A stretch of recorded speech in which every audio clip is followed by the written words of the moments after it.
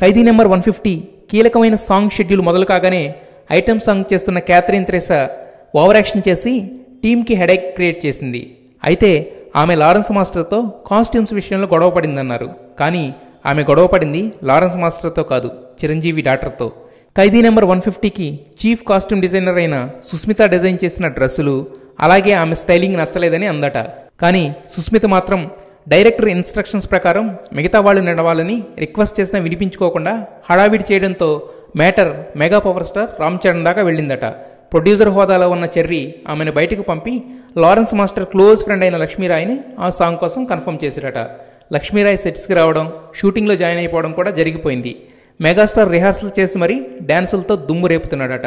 ఆ డ్యాన్సులకు థియేటర్స్లో ఫ్యాన్స్కి పూనకాలు రావడం ఖాయం అంటున్నారు యూనిట్ మెంబర్స్. చాలా కాలం తర్వాత బోల్డ్ క్యారెక్టర్తో బాలీవుడ్ని శాసించాలని కళ్ళకన్న ఐష్కి అన్ని చోట్ల తిప్పలు తప్పడం లేదు.